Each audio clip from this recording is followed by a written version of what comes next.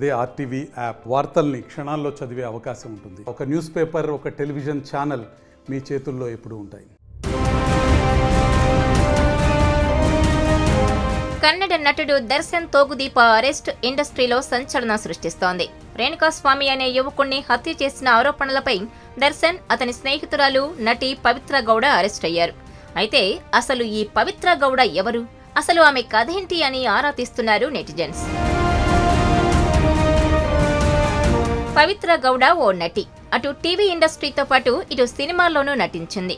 2016లో 54-321 సినిమాతో సినీ రంగంలోకి అడుగుపెట్టిన ఆమె ఛత్రిగాలు సార్, ఛత్రిగాలు, అగమ్య, ప్రీతి కితాబు వంటి సినిమాల్లో కనిపించారు.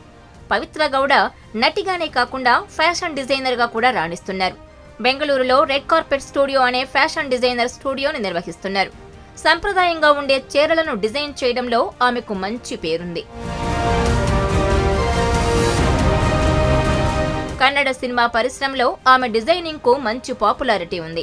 పవిత్ర గౌడకు హీరో దర్శన్ కు గత కొంతకాలంగా సన్నిహిత సంబంధాలున్నాయి. ఆమెకు ఓ కూతురు కూడా ఉంది. భర్తతో విభేదాల కారణంగా ఆమె తన కూతురుతో కలిసి భర్తకు దూరంగా ఉంటోంది.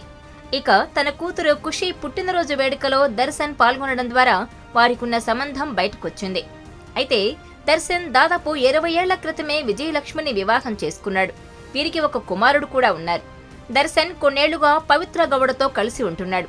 ఈ సంబంధం వల్ల విజయలక్ష్మికి అన్యాయం జరుగుతుందన్న బాధతో రేణుకాస్వామి అనే యువకుడు తన ఇన్స్టాగ్రామ్ ఖాతాలో పవిత్రను లక్ష్యంగా చేసుకుని అశ్లీల సందేశాలు, దర్శన్ను విడిచిపెట్టాలని హెచ్చరికలు చేస్తూ వచ్చాడని దర్యాప్తులో పోలీసులు గుర్తించారు.